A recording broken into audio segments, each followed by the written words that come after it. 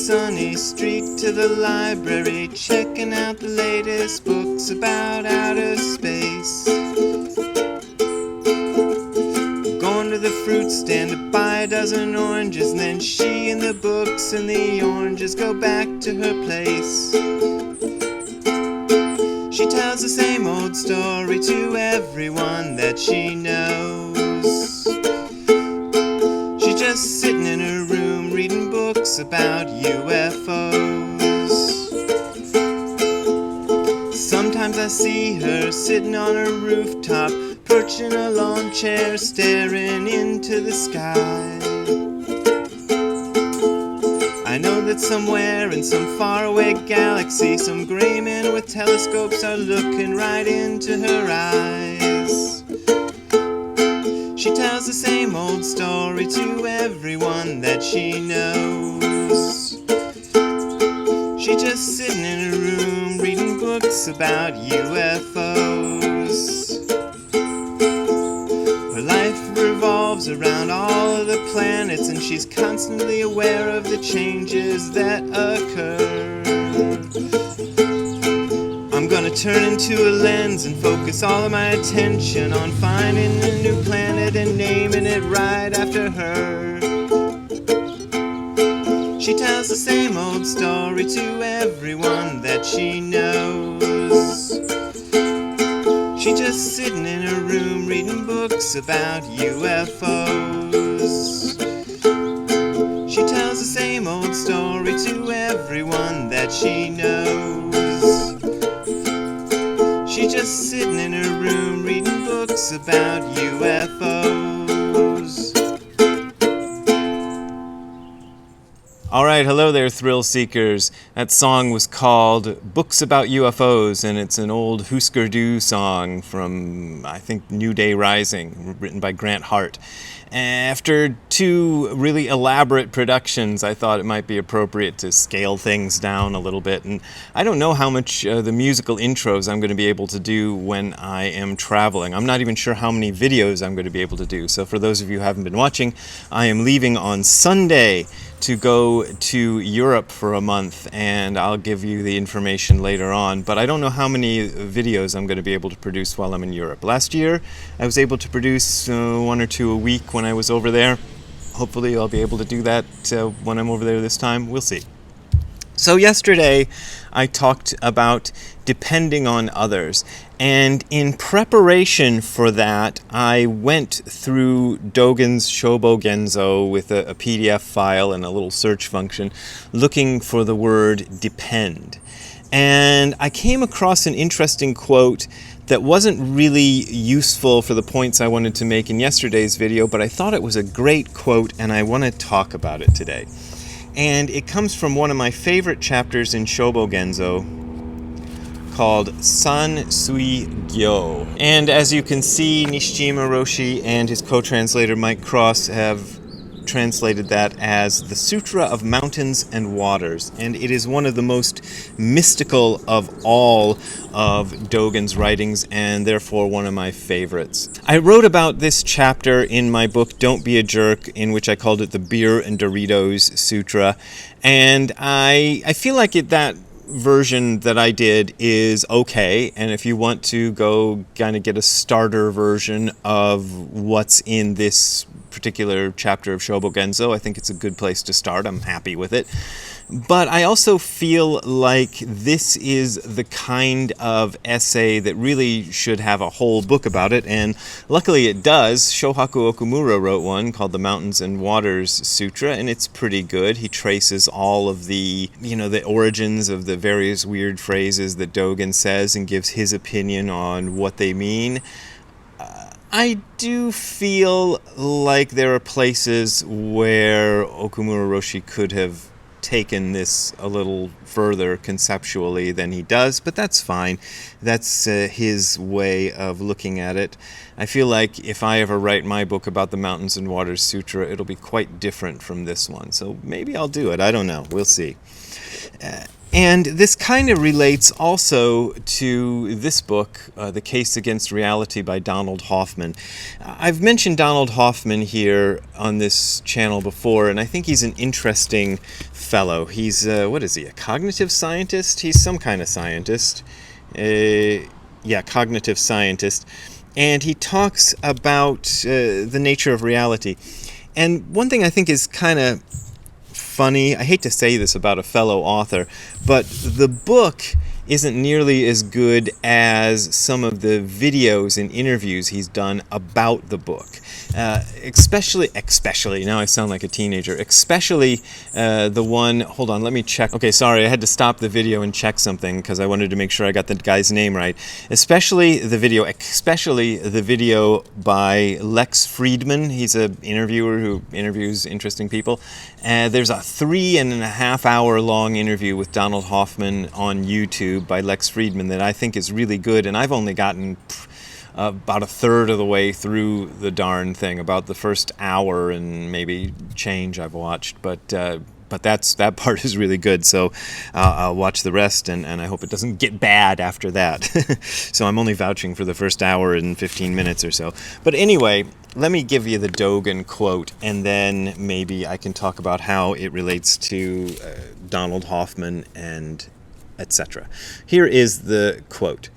In general, ways of seeing mountains and water differ according to the type of being that sees them. There are beings which see what we call water as a string of pearls, but this does not mean they see a string of pearls as water. And this alludes to what is called the Isui Shiken, one water, four views, and it comes from the Yogacara school of Buddhism. So they have a formula that says, let's just read Nishijima Roshi's footnote. The goddesses who are sometimes depicted floating in the sky in old Buddhist pictures see water as a string of pearls. Fish see water as a palace or as beautiful flowers. Demons hate water as pus and blood because it puts out their fires and washes away their impurities. Human beings see water as water, and he mentions that it's also referred to in Gensho Koan. So that's what that means. They probably see their water as a form that we see as something else. We see their strings of pearls as water. There are beings which see water as wonderful flowers, but this does not mean they use flowers as water. Demons see water as raging flames and see it as pus and blood. Dragons and fish see it as a palace and see it as a tower. Some see water as the seven treasures and the Mani gem, and the Mani gem is a mythical gem that's supposed to grant every wish. Some see it as trees and forests and fences and walls. Some see it as the pure and liberated Dharma nature. Some see it as the real human body, and some see it as the oneness of physical form and mental nature. Human beings see it as water, the causes and conditions of life and death. Thus, what is seen does differ according to the kind of being that sees. Now let us be wary of this. Is it that there are various ways of seeing one object, or is it that we have mistakenly assumed the various images to be one object? At the crown of effort, we should make still further effort. If the above is so, then practice and experience and pursuit of the truth also, that's basically doing Zazen, may also not only be of one kind or two kinds, and the ultimate state, which would be enlightenment, also may be of thousands of kinds and myriad varieties. When we keep this point in mind, although there are many kinds of water, it seems that there is no original water and no water of many kinds. At the same time, the various waters which accord with the kinds of beings that see water do not depend on mind, do not depend on body. Mind would be that ephemeral, unsubstantial part of our experience, some might call it consciousness, and body would be the material world. So they do not depend on the immaterial world or the material world. They do not arise from karma, that's previous action, are not self-reliant, and are not reliant upon others. So there's depending right there. They have the liberated state of reliance on water itself. This being so, water is beyond earth, water, fire, wind, space, consciousness, and so on. Those are the elements in the old Buddhist way of seeing things. Water is beyond blue, yellow, red, white, or black, and beyond sights, sounds, smells, tastes, sensations, or properties. Those are the kinds of experience we have. At the same time, as earth, water, fire, wind, space, and so on, water is naturally realized. Because the nations and palaces of the present are like this, it may be difficult to state by what and into what they are created. To assert that they hang on the circle of space and the circle of wind is not true to ourselves and not true to others. And in Indian cosmology, this is the footnote, the physical world is constructed of 5 elements called the 5 wheels or 5 circles, circles of earth, water, fire, wind, and space. Interpreting the concepts more broadly, he says solids, liquids, combustion, gases, and space. It is to speculate on the basis of the superstitions of the small view. That's what seeing it as being in part of the circle of space or circle of wind is. People make this assertion because they think that without somewhere to hang, dharmas would not be able to abide. Now, I've just watched the Donald Hoffman interview, or as I said, the beginning of the Donald Hoffman interview, and I kind of feel, this might strike anybody who's watched the Donald Hoffman interview as weird, but I kind of feel like Dogen, in that bit of San Sui Gyo, is saying pretty much the same thing as I heard Donald Hoffman say in his video in this interview with Lex Friedman. So let me see if I can explain that, and I probably won't do an adequate job. The inspiration for this book, it's been months since I read it, but the inspiration for this book, as I recall, was that Donald Hoffman was, I don't know if he was in Australia or he's just reading about Australia, but apparently there's these beetles in Australia that are in danger of going extinct. The reason they're in danger of going extinct is because of a certain kind of beer bottle that is often discarded on the ground in Australia. And because of the particular color and a particular kind of design of this beer bottle, the beetles think it's another one of their species and they try to mate with it. And for reasons probably known only to the beetles themselves, the male beetles tend to prefer the beer bottles to the female beetles. For some reason, those beer bottles look sexier to them than female beetles. And it's fooling their senses. So what Donald Hoffman the direction he went with this is, what if we are the same? What if we're just a kind of more sophisticated version of those beetles? How do we know that what we see out there as reality is a true representation of what's actually out there? And now this is something that the Buddhists have been talking about for centuries, and Dogen talks about it here. He uses that formula, which predates Dogen by a few hundred years, about dragons seeing, heavenly beings seeing water as pearls, dragons seeing it as a palace, demons seeing it as pus and blood, and people seeing it as water. I think that's the formula.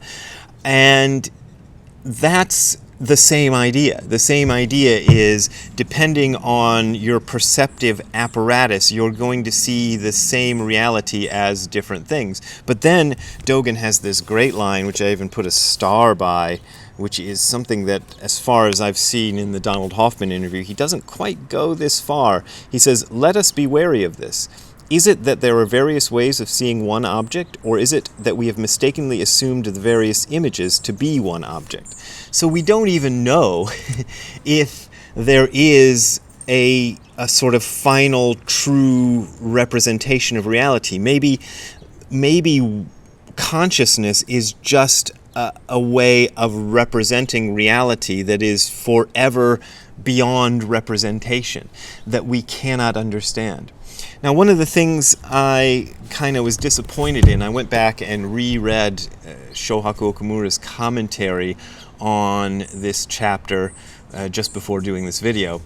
And he says, well, Dogen isn't talking here about actual heavenly beings or dragons or whatnot. He's just talking about different kinds of human beings. Yeah, and that's probably the way Nishijima Roshi would have put it when answering certain of his students. But me being the kind of weirdo that I am, I think Dogen is talking about the different perceptions of different kinds of human beings, but I kind of get the impression that Dogen might be referencing something else. So that's one of the reasons I chose to do a song about aliens as intro to this. There's a spider or something going down a dragline there. I hope he finds his way. Anyway, what was I saying? The reason I did the song about UFOs is, like, we don't know. One of the things Hoffman brings up that was fascinating to me is one of the ideas when we talk about whether we could ever contact beings from other planets or whether UFOs exist or whatever, is we think of the material world as the paramount thing. So the material world is reality to our current way of thinking. And consciousness is something that comes in afterwards.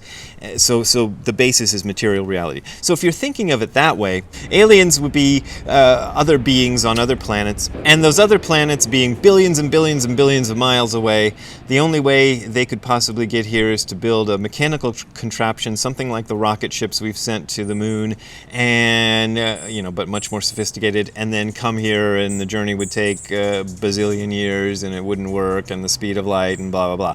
So there's all kinds of reasons to think, okay, there's no aliens. Well, I think there are very good reasons to think that if aliens are beings in mechanical spaceships, beings like us in mechanical spaceships coming from a bazillion miles away, yeah, probably not. However, if, as Hoffman suggests, and as Dogen seems to be suggesting here, our space-time, this is one of Hoffman's big mantras. He says space-time is doomed. Space-time as a way of understanding reality is doomed. He doesn't think it's the final way, and he thinks it'll be superseded. If space-time is just a kind of representation of reality, that our particular form of consciousness takes to be reality, then maybe the aliens aren't really bazillion miles away. I mean, they're bazillion miles away in terms of space-time, but there may be other ways of understanding things and other ways of moving through things that we, in our current science, don't know. And maybe science itself might be inadequate, at least as it's currently framed, to ever get there. I think that's an interesting idea. I think if I told that idea to Nishijima Roshi, he would say something like, you worked for a company that made cartoons or made shows about aliens, and you need to stop thinking about aliens. So, there you go. It's just where my mind goes with this, but I think it's an interesting idea. But I also think that Buddhism is pointing to something even more ultimate than that. So if you think the point of enlightenment or something would be to, for example, this would be my science fictional brain would think this, would be the ability to travel to other planets instantly and go talk to the aliens, which is something, I'd love to do, then you're thinking too small. In Dogen's way of understanding it, and Nishijima Roshi's way of understanding it, you're thinking way too small. There is an ultimate reality that's even beyond that we are also have a kind of access to. Access is probably not the word I'd use, but I'm talking this out instead of writing it down. If I was writing it down, I'd spend a lot of time trying to figure out the right word, but I can't do that. Anyway, that's my thoughts for today, and I thought it was interesting, and I thought I'd present it to you, so there you go. So, as I said at the beginning of this video, I'm going to be in Europe, and the dates are showing up on your screen. I will be in Germany, Finland, England, Belgium, and France, but not in that order at all. And if you want more information about where to see me and how to go there and how to sign up and everything else, go to the URL you're seeing on your screen right now, which is hardcorezen.info/events. That's hardcorezen.info/events.